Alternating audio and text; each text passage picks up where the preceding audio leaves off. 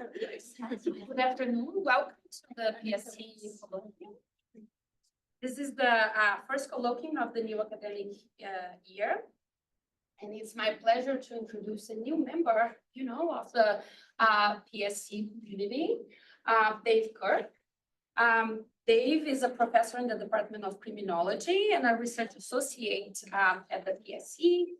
His research focuses on the causes and consequences of distrust of the police and the law, as well as the causes and consequences of gun violence. Dave joined Penn last spring.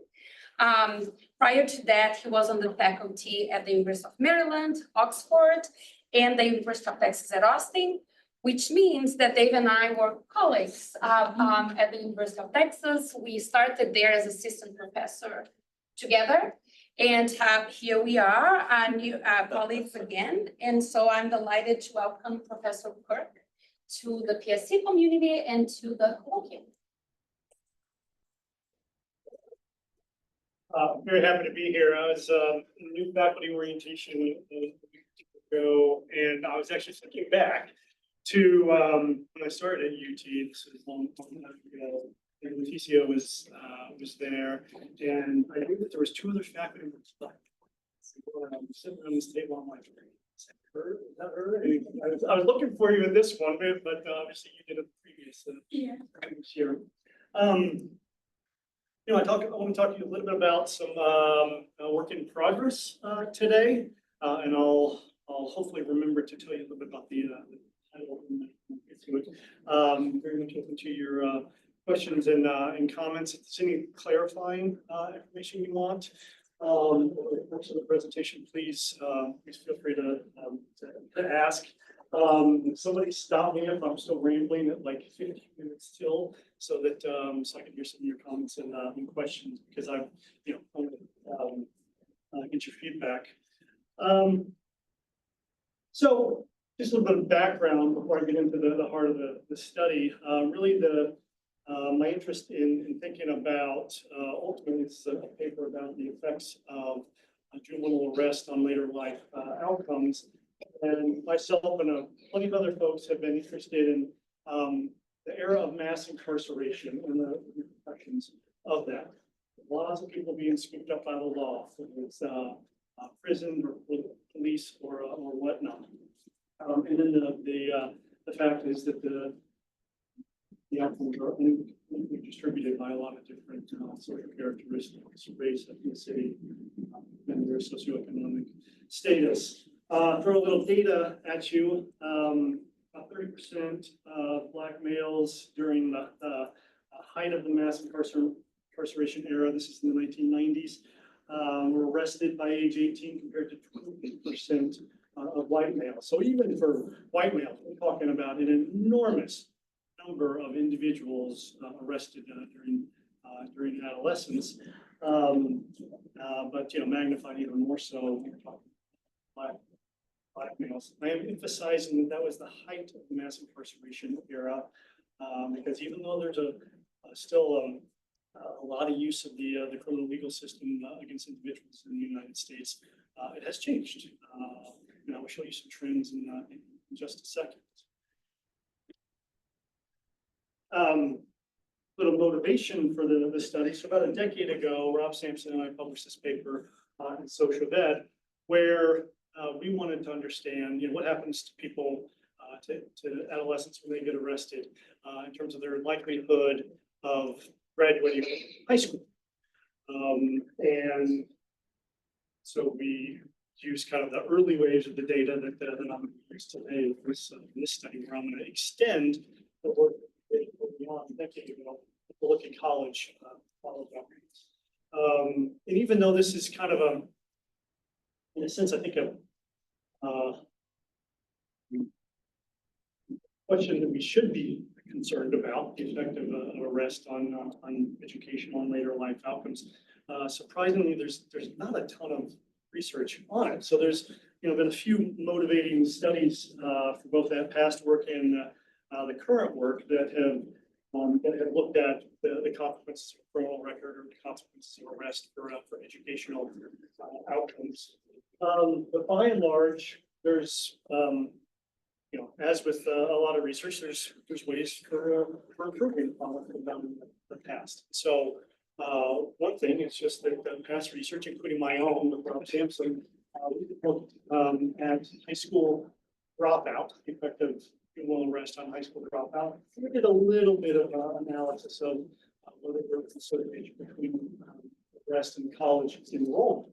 But we didn't get as far as looking at college graduation or even later life outcomes. So most of the research that is looking at the association between juvenile arrest and education stops at high school, at least in the US. Second point is that most people are using the NLSY. And they are using self-reported data of arrest. Early in my career, my very first publication, compared the errors in self-report versus official data. And as you might imagine, there are lots of experts in the room. A whole lot of social desirability bias when it comes to arrest. And there's a lot of error in self-reported arrest data because oftentimes people have an unclear understanding of what actually means an arrest. So if I get stopped and questioned by the police, is that an arrest? Not officially in the data versus, even if I'm thrown in the backseat of a police car, that's not necessarily arrest. It requires, at least the official police data requires some paperwork to be done. So for various reasons, a lot of the studies that have been done have been relying upon a source of data that has some errors in it. And then the final thing that I mentioned now, and I'm going to emphasize throughout the talk, is that most of what we know in the United States on the relationship between juvenile arrest and educational outcomes tends to rely upon cohorts that were born in the 1980s. So NLSY, 97, even my early work with Rob Sampson, we were based upon cohorts that formed in the 80s. They were coming of age kind of in the 90s. During that era, and there was kind of the buildup of the mass incarceration era, but there was an enormous amount of arrest activity. Let me show you how it's changed. So this is the trends in juvenile arrest activity over the last 4 decades or so. And so a lot of the research that's been done, including my early research, is focused really here at the peak. That data from Bobby Braham that I mentioned, 30% of Black males, 22% of white males with arrest records by age 18. When they're using data from this period. But it's probably the bit of a secret that arrest doesn't look like this anymore. I mean, it is plummeted, historic lows. We're talking about juvenile arrest rates that haven't been as low as since like the Nixon era. So much less common than it once was. And again, my interest in this study is to look at the consequences of arrest. So what does it mean when arrest is less common? Does that mean that it might even have more of an effect if there's not so many people in your community or so many people in your high school getting arrested? It may have more of a stigma associated with it. Yeah, quick question, and I don't want to get you off track here. When you looked at high school dropout, were you thinking of that as a kind of terminal event? In a sense, you can delay completion of education. Now that you're looking at a longer time frame, I'm wondering how much of what you're observing here is going to be kind of people catching up to the education that they didn't complete earlier. Just curious. We'll come to that. Yeah, well, I hope. Yeah, I'll get to that. But because one of the things that I do in the analysis is look at the effect of arrest by different subsamples, full sample versus a sample of people that actually graduated high school, and then another subsample of people that actually enrolled in college. What is the effect among people that are actually in college of arrest on graduating? So, So the data that I'm going to show you in just a minute or two essentially has so my early work was focused on cohorts, right around here. That came, we're adolescents in this era. But I'm going to show you data today from younger cohorts that basically are at this part of the arrest distribution.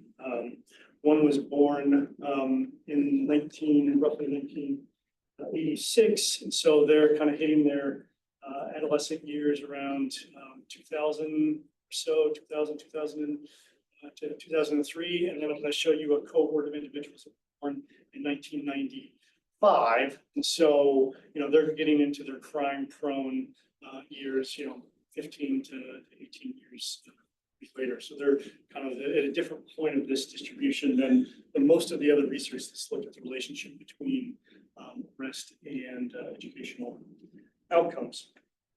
So that leads to the research questions for today. Does juvenile arrest undermine the likelihood of university completion? I've been working in the UK, so I still call it university, not college. Does the effect of arrest on education vary by time period? So I'm going to employ two cohorts in this analysis. And again, just to go back there, these cohorts are aging, even though they're separated 9 years apart. They're actually aging through different eras of kind of the different parts of the mass incarceration era. So I want to figure out, does that have any kind of implications for the association between arrest and college graduation? The title of the presentation said I would tell you what it meant, the great level, or what is that? We basically, related to this third question, want to know if there's a leveling influence of arrest, whether it is bad for everybody, or if it is really, really bad for groups that are already marginalized in the society, with this cumulative disadvantage. So that's the source of the title, the great leveler. Does arrest have this leveling influence? Even though it is distributed unevenly, is the effect size, for example, consistent across groups? And then finally, we want to think about mechanisms. If there is a relationship between arrest and college attainment, welcome back to is explaining it. It could very well be the case that there is no relationship between arrest and educational outcomes. That's not what the prevailing literature suggests, but it could be the case that there's some confounder, like impulsive, for example. Impulsive individuals are more likely to get arrested, more likely to drop out of school, more likely to drop out of college, that type of thing. But if there is in fact a relationship, what explains it? We'll spend a few minutes on the data. Part because if there's anybody in the room, some postdoc that are looking for longitudinal data, make sure you know about it, and I'm happy to talk about it. I'm happy to consider collaboration as well. But so the Project in Human Development in Chicago Neighborhoods, PHDCN, it's a bit of a mouthful for short. This was started in the mid-1990s in Chicago. There's a whole lot of research on the first three waves of the data, which is what this slide is about. Originally 7 cohorts of individuals when the project started. And these were individuals at those different ages in the year 1995, and they were all living in Chicago at the time. Plenty of them are still living in Chicago, but obviously not everybody. Some have moved. Most, when they move, still remain in the state of Illinois. Some have moved away and come back. All sorts of residential patterns. But we sampled the roughly 6,200 individuals from 80 of 303 neighborhoods in Chicago, stratified by race and ethnicity and socioeconomic status. Conducted 3 waves of survey data collection on individuals, this time period, response rates and whatnot. Just to show you where they were living, for those of you who are familiar with Chicago, this is the stratified nature of the sample. Sampled 80 of these neighborhoods, and then sampled households within. So that's what it looked like. People were living in 1995. A couple of years ago, we did a wave of data collection. This is where they're living now. At least those are in the Chicago metropolitan area. So they, as you might imagine, they have kind of dispersed within the city, and then they have gone to locations outside of the city as well. We have followed them no matter where they went. In Havana. Is that on? That's just Okay. that's the label, not I don't think we don't have anybody in Havana.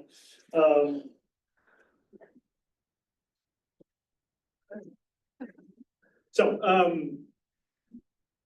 the early ways of the data collection was household survey, it's done in the 90s. But the later waves, and I'll tell you about the later waves in just a second, we were using telephone and web-based and in-person surveys, but obviously if you're talking about finding people in Phoenix or Seattle or whatever, it's easier to survey them through the phone or through a web survey. Anyway, so over the past decade, there's a bit of a hiatus in data collection for about a decade, and then we moved back for a fourth wave in 2012, and then a fifth wave in 2021. Because of the realities of doing expensive survey data collections, we couldn't sample the original 7 cohorts. We had to do a subsample even of 4 cohorts that we did follow up.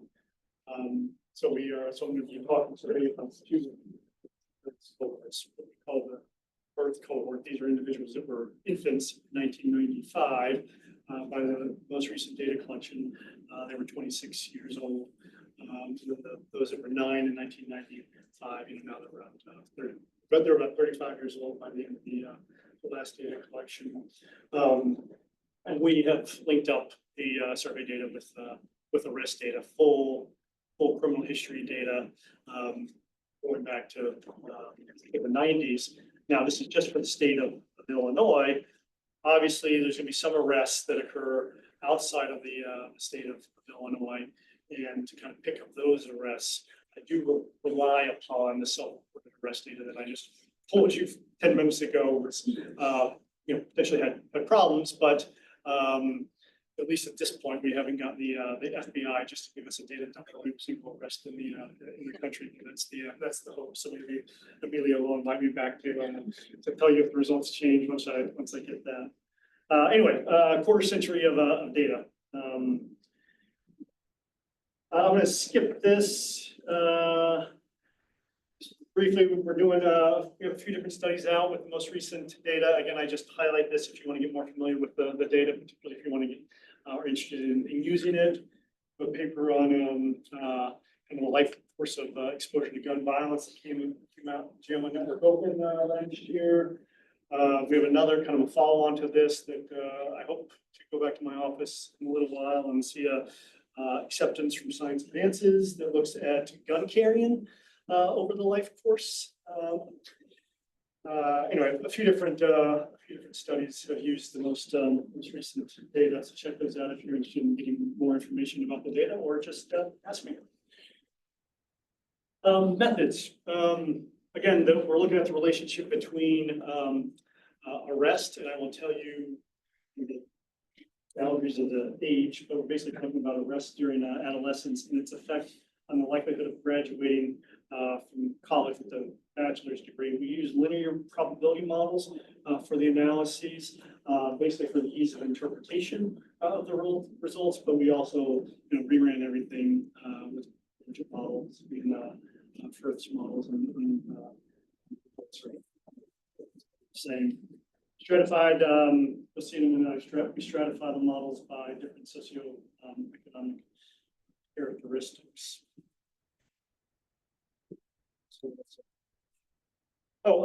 Just briefly on the dependent variable. So we're talking about a bachelor's degree. And given the nature of the sample, as I said, the youngest cohort are basically age 26 by 2021. So we're talking about a bachelor's degree through roughly age 26.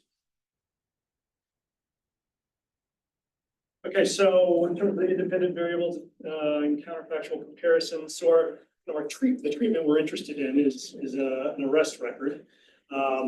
For kind of the cutoff we use is before the 19th birthday, which is somewhat subjective. So we also reran all the analyses to whether it would be used 18 or 20 as an alternative cutoff to see if we came up with similar differences. We've also used, so I'm using official police data, and most of what I'm going to show you today. We also reran everything with self-reported arrest data. Are pretty similar, even though I believe that there's error in that data. Nevertheless, the inferences are roughly the same. I'm going to show you results of two different comparison groups today, and let me just spend a minute telling you why. So there's this whole big literature in criminology and in sociology on the collateral consequences of contact with the criminal justice system. The literature is gotten a whole lot better over the years. And some of the earliest comparisons, for example, comparing what happens to individuals that got incarcerated to individuals that didn't get incarcerated. Now, these are horrible. It's because people that get incarcerated versus those that don't get incarcerated, they're fundamentally different. Same thing with arrest. It doesn't make sense to compare people who got arrested with those people who avoided arrest unless you have a pretty good control for criminal behavior. So we want to set up a comparison where our treatment in our comparison group are otherwise equal, except for one of them got arrested and the other didn't. And so one way we manufacture this comparison is by comparing individuals who got arrested at some point for age 18 to people that lasted until 22.5 before they got arrested. And so that's one of the comparisons I'm going to show you. We also use different cutoffs, whether 22.5 is the right one versus 23, 23.5, and results are going to be highly similar no matter what cutoff we use. Sorry, just to clarify. Yeah. People who were lasted until age 22.5 or 23, they could have completed college by that time. Yes. And then, but we basically chose the 23 not contaminated with the college experience. Yeah, I don't know.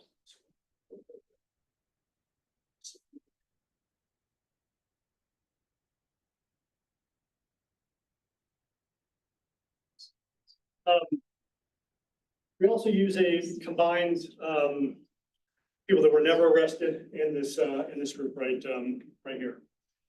And we're going to control for individual indicators in order to try to make at least somewhat reasonable for this never arrested group to be somewhat comparable to the arrested group. So for example, we're going to control for things like temperament, impulsivity. Some of the analyses we control for level of criminal offending. So the idea being, try to structure so that you have individuals who have this similar level of criminal offending. It's just some of them got away with it. Some of them were unlucky enough to get caught. Just one, because being arrested may end up in incarceration or not. How do you deal with this difference in your sample? How do you, those who ended up incarcerated versus those who have been arrested? So in terms of what happens after the arrest? After the arrest, because what happens after the arrest determines also has an impact also on what happens to your education, right? So I will tell you, a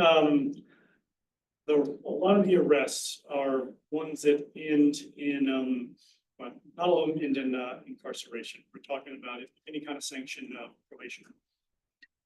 So they're not taken off a lot of the people in our sample are, we would call kind of low-level criminal offenders. So they're not removed from the street for long periods of time, though even being thrown in jail and removed for a night and this goes to the discussion of mechanisms, this may have an impact on people's educational trajectories because they start missing school because they spend a night in prison or they have to show up for court, and they they rack up some absences in school, and so they may drop out.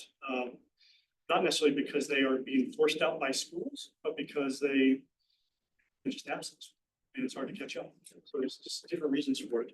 But in terms of incarceration, not in that level of crime, though some of it did occur.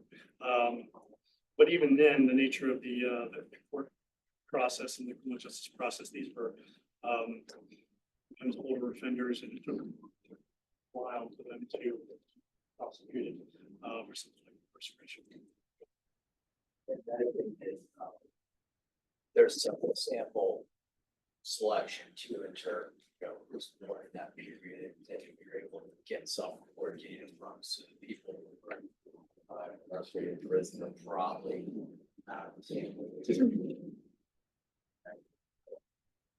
So we one of the things we do in the analysis is if there's to try to measure the extent of differential attrition and weight by the inverse probability of attrition.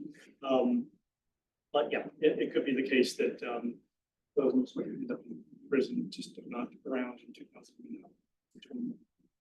But we can check that to some extent by looking at. I mean, one of the things about the consent was that we can look up their entire records in Illinois, regardless of whether they participated in Wave 5, the most recent Wave of the Data Commission. Does this report that included in programs like the GED? So the outcome I'm looking at is kind of a 4-year college degree, but it would include individuals that achieve. Do you have information about whether individuals attended a college? Because I feel like for those who were arrested later, so say age 20, so they may already attended college, but didn't finish college because of the arrest, as compared to those who were arrested earlier before age 17, so they didn't even attend the college. Yeah, so we have questions. I mean, basically, the college variable is a self-report indicator of highest level of education attained in the data. We are trying to supplement that with some official educational records. I'll show you today is a self-report indicator, number of years attained, and we can, in terms of the timing of when they attained that highest level.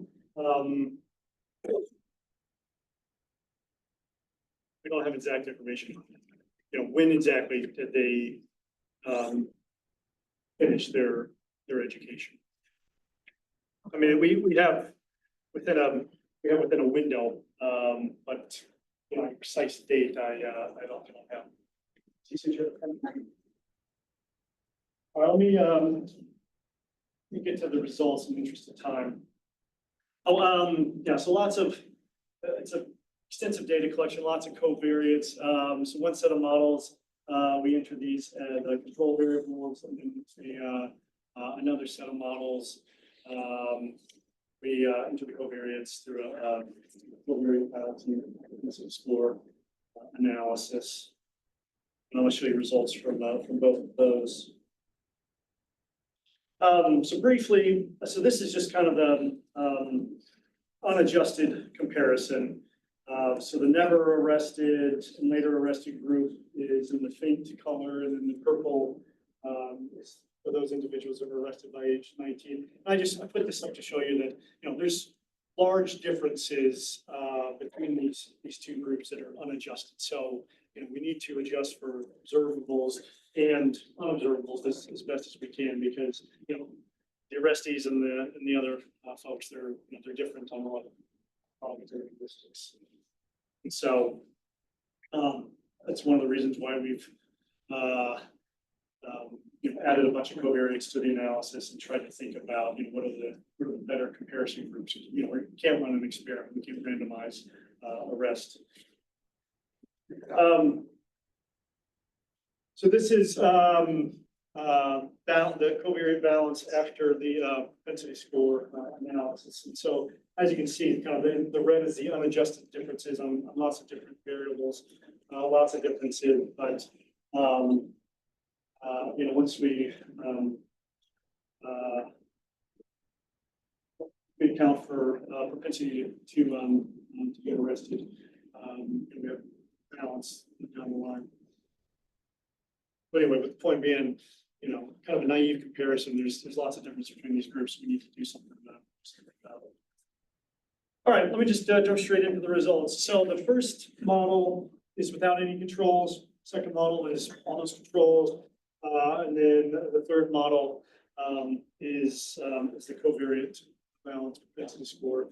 And so, as I said, these are linear probability models. And so what we're talking about here is the model with control. Those people that they got arrested are 21 percentage points less likely to graduate with a bachelor's degree. And then the propensity score model, 4 percentage point difference. So we're talking about a sizable difference between the two groups, a sizable effect of getting arrested by age 18, somebody's likelihood of graduating college. And these are the comparison group. This is the combined never arrested and those that were arrested later on. What's the mean of graduation? So 24%, that's the base. Yeah, I don't recall. Yeah, it's not 25, but I don't. Yeah, I'll get back to you. Okay, then here's the just focusing on that later comparison group that I mentioned. These are people that were later. During kind of the most of the what we consider the traditional years of college, they were not arrested until after that occurred, but still roughly the same effect sizes. Talking about the baseline, no controls, and then with controls, talking about a 25 percentage point difference. So those that got arrested are percentage points less likely to graduate with a bachelor's degree. Just to clarify, I don't know the data very well, but you mentioned there are 6,200 children. Well, the original sample, but by this, we're talking, we had to, the later waves of data collection, we reduced the number of cohorts that we followed, and then we took a subsample of those cohorts. So you're probably looking at the 390 versus the 6,000. So ultimately, the wave 5 data collection, I'm using the last wave of data. There are 682 individuals in that sample total, but that's across 4 cohorts. We have the birth cohort, the 9, the 12, and the 15, but I'm just using basically the 2 youngest cohorts in this analysis. And that's why it's 390. If there's missing data, there's very little of it. We imputed it.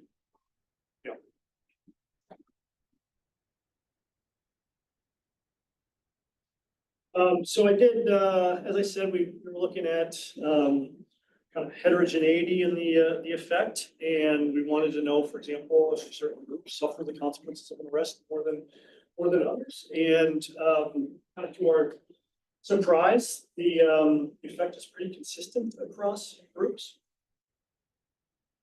One that, we were particularly interested in all of this, but I want to just talk to them about these two. So again, kind of looking at cohort differences. So the 9-year-old cohort, these were individuals that were 9 years old in 1995. So, they were getting arrested. I mean, really, it's around 2000, 2002 when arrest rates were coming down, but they were still pretty high. Cohort 0, they're reaching adolescence during really low period of arrest activity.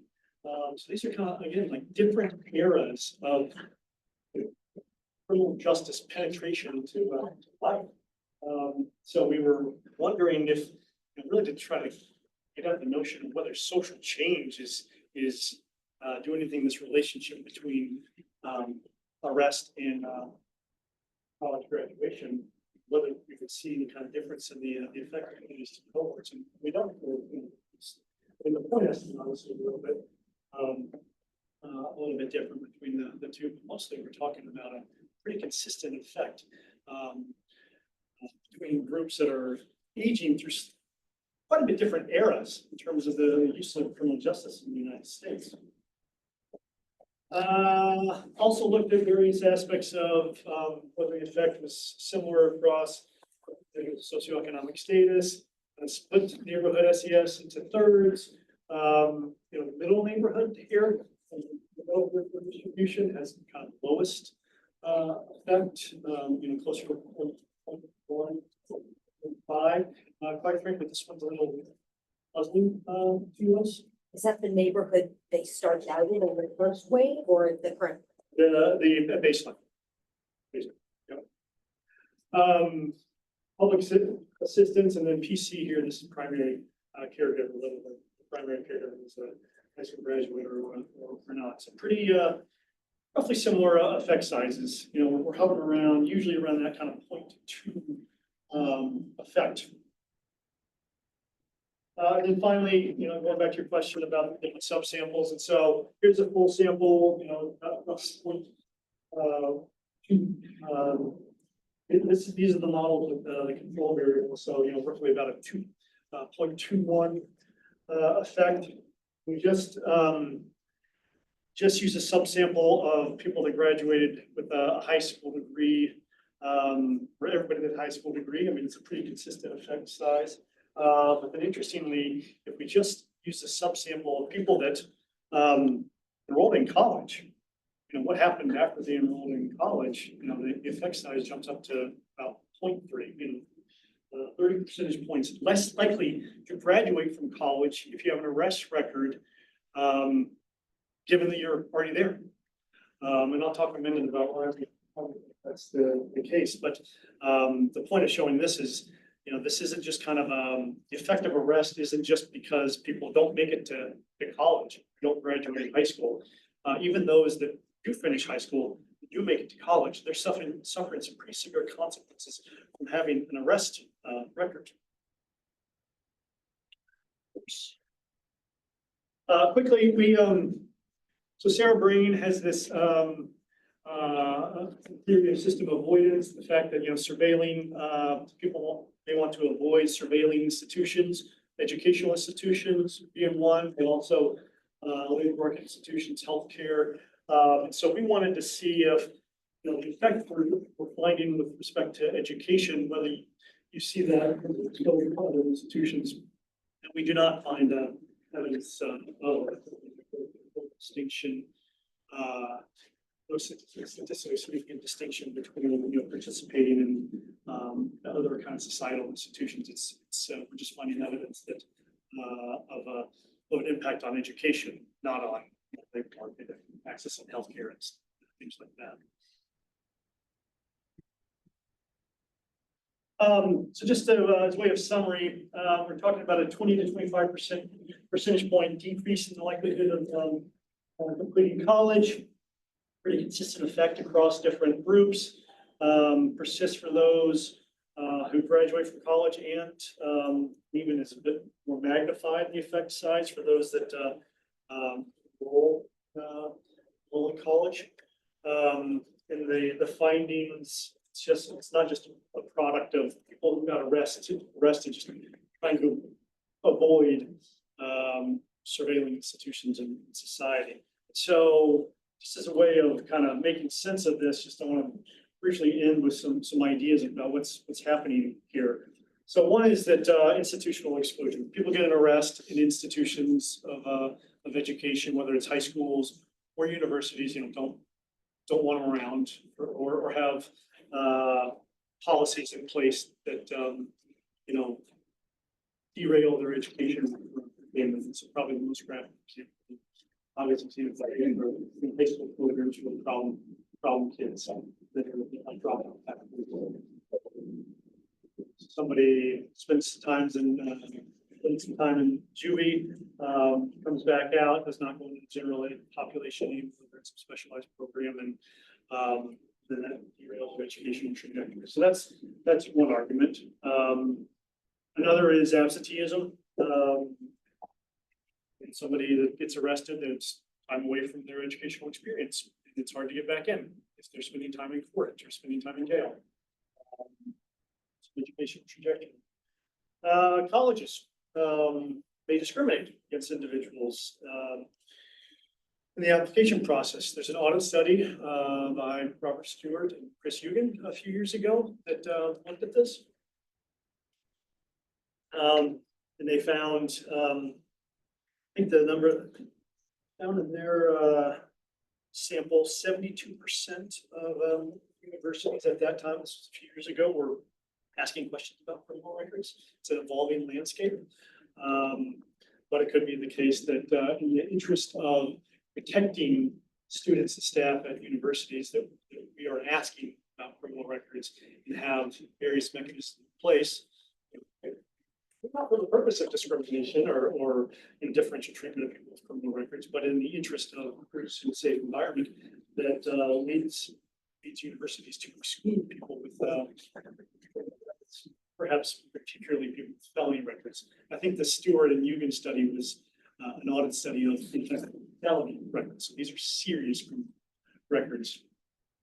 So this is a picture of the common application. I'm new here, but don't we use the common application? So the common application, not anymore, but a decade ago, they had this nice little question, not nice, this question on here. Have you ever been adjudicated guilty or convicted of a misdemeanor, felony, or other crime? Now, okay, so felonies are serious crime, misdemeanor, very misdemeanors, but in my opinion, some of them are not that serious. But the common application asked about it, but it is always kind of unknown what the universities were accessing that information, what they were actually doing with that. But they got rid of it a few years ago, but still plenty of institutions of higher learning are asking about criminal background, even though the Department of Ed has has called on universities to stop asking these questions. But it still happens, and it may ultimately be a form of exclusion of people with criminal records from attending colleges. But as I said, part of our sample are individuals that did enroll in colleges, and so if we want to think about why, even among those individuals that once they got it, why they were dramatically less likely to finish, we should think about what kind of institutions they're going to, and what kind of resources they have available to them. There's implications for financial aid. If somebody has a criminal record, and so if they have a harder time funding their education, they have a harder time finishing their degree. And then, on average, the type of institutions where people with a criminal record are attending university may be different, have fewer resources, and lower graduation rates than where people without a criminal record are. So I think there's lots of different mechanisms, and I just wish we had the data to explore all of these. But we're gonna, continue this research and try to do a little bit more what we can in terms of trying to make sense for why there is that 20 to 25 percentage point difference in college graduation between the universities and comparisons. And then another thing that we've been thinking about recently, and I was hoping that Joel Middleman would be here today. I don't see him. He was there's a shout out to his research on the Freakonomics podcast. I think it was the August 28th episode talking about gender gaps in college attainment. And so we're curious, what extent does gender variation in the likelihood of getting arrested, does that explain gender variation in college attainment? So So a couple of things we're thinking about doing this work. Anyway, I'll stop there and welcome your questions.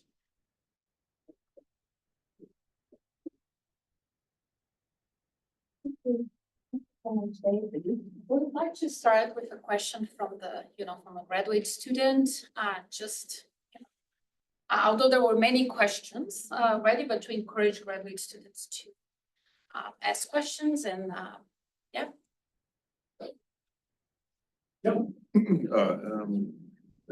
For that data that you talked about earlier, is it publicly available, the one that data set that you use for this? So the PHCC data, the first 3 waves are already in ICPSR, and we are basically cleaning and anonymizing the 4th and the 5th wave right now with the goal of having them up within the next. I mean, ideally by the end of the calendar year, but I want to be realistic. It might be by the end of the academic year, but yeah, we want people to use it. The survey data is one thing. The criminal record data is a little bit more sensitive because of data sharing agreements. So I'm not sure about that. We may not be able to archive that, but there's still self-reported arrest data, self-reported prosecution data in there, even if the Illinois State Police would not allow us to archive the actual official arrest data.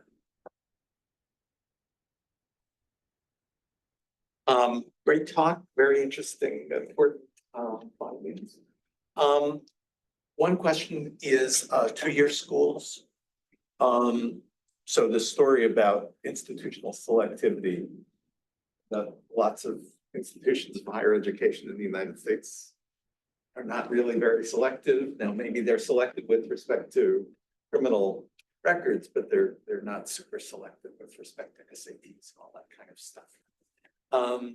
So that's one question, is how many of the folks in your sample are enrolled in 2-year institutions, and maybe some of them are getting 2-year degrees that are, leading to perfectly okay careers, technical certificates or whatever, to work in medical systems and so on and so forth. And so there's sort of 2 sides to that. There's the institutions may not be as selective, but on the other hand, being in those institutions may not be as good of a springboard to getting your 4-year degree. So I don't know if that may contribute to the slightly different mechanism story. Yeah, it's we haven't looked at 2 years in institutions yet. Interestingly, so in the earlier paper, a decade ago, the little bit of analysis we did on college enrollment, we didn't, the sample wasn't old enough to have gotten to the age of completion, but I'm old now, so I can't remember what the differences were. There was differences between 2-year versus 4-year college enrollment, but we have, but I think the effect of arrest on enrollment, I think it was consistent when they were talking about it, reasonably consistent 2-year versus a 4-year institution, but we haven't done an analysis of graduation yet. But I get the point. It's a good one. It's something we need to check out. Particularly because of what you just said about kind of piecing through the mechanisms and what it can tell us about the mechanisms. A couple questions about the breakdown, about the decrease in the incidence of arrests. Is that because there's been a decrease in criminal behavior, or is it because the threshold for arrests has increased? This might help understand some mechanisms you're looking at. And then I was wondering, will the results help document or explain trends over time in college graduation?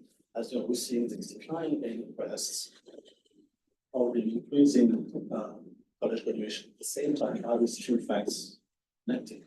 Yeah, so on the second one, I mean, I showed the trends, the steep decline in the arrest rate, but we were also thinking about the reason why we have data is in part to kind of bring the idea of social change and the whole discussion of life course our sample. And so obviously the high school graduation rates are changing over this time. College graduation rates are changing over this time. And so that was a motivation for it, particularly for doing kind of analyses with the different different cohorts. And I think one of the I don't mention it on this slide, but one of the other things that we want to do is again this analysis I showed you today were on basically the birth cohort and the 9-year-old cohort. We want to bring back in the older cohorts, the 12 and the 15, to do more of an assessment of the role of social change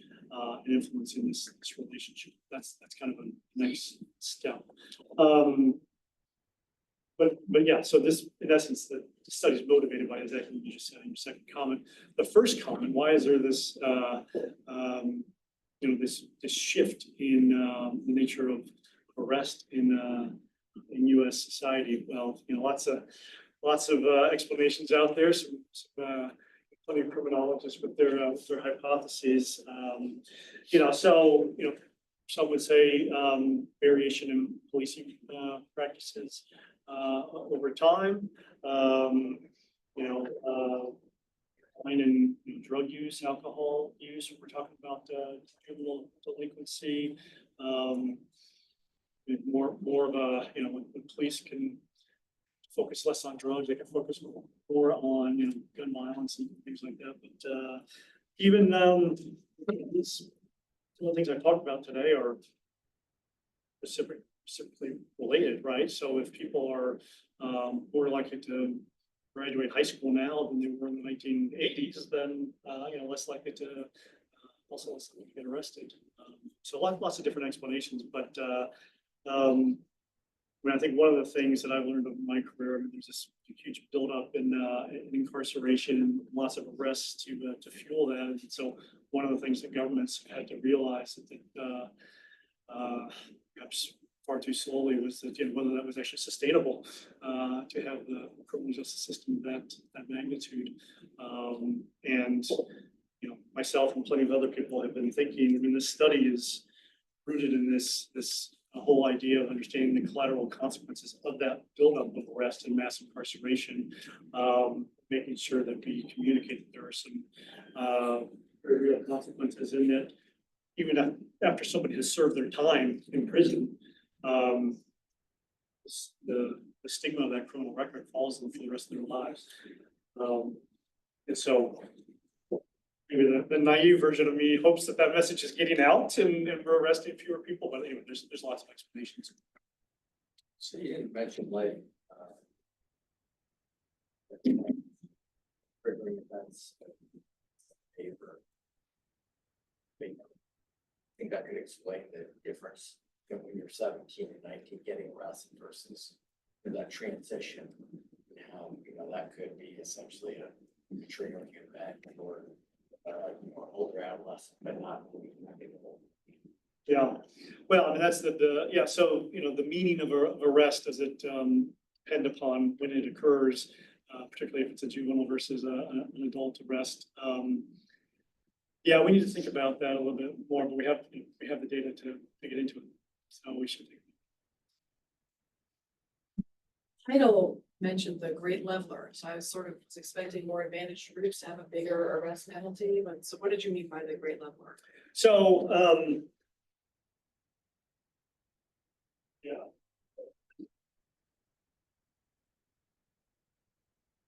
Two slides back.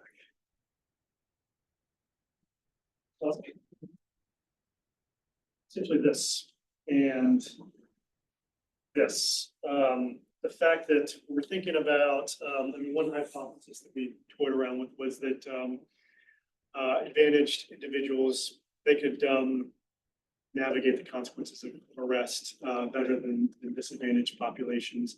And therefore we should see a larger effect size of people that are living in a low CS neighborhood or from families on public assistance versus those that are more affluent, whether because they can Florida lawyer or whatnot, that they, that their education would not get derailed from getting arrested. But we, so by leveling, we basically mean, is the effect, the question of whether the effect is pretty consistent across groups, and that is our finding. But yeah, it is, outside of this group, mostly talking about pretty close to a 20 percentage point difference between groups. So it is still the case that that lower income individuals are more likely to get arrested. But once they are arrested, the effect of that arrest is pretty consistent across groups. So that's kind of the title. Do you have any information on like the substance of the arrest? Because I can imagine that like a misdemeanor or even an arrest that translates to one night in jail versus needing to return for a trial or things like that. So I'm curious if you have information, not just about the fact that they were arrested, but the substance of that and what happened and what's the kind of like that effect of that in terms of their like actual exposure to. Yeah, we do. We have information on the offense type, the level, misdemeanor or felony. That's a next stage. We haven't kind of dissected that and whether it's implications of it for for the size of the. But Patricia, I missed the finding. You mentioned that one of the questions was whether a different context of the likelihood of being arresting in Juvenile affecting this effect, this cohort effects, about whether you are the high. What's the finding there? I forgot. Yeah, so born in 1995, and reached adolescence during an era of pretty, historically low level of arrest, versus born in 1986, reached adolescence when there was still a lot of arrests, kind of in the late 90s. But our conclusion is that even though they were aging through different eras of arrest regimes, so to speak, that the consequences of getting arrested is roughly the same. So, yeah, it just kind of gets to the question of, does the meaning, the implications of arrest, does it depend upon what era that arrest person? The number of people, because Provin's impression of these people have multiple arrests, correct? Yeah. And what are the consequences versus any arrest versus? Yeah. Yeah, first arrest versus and repeat.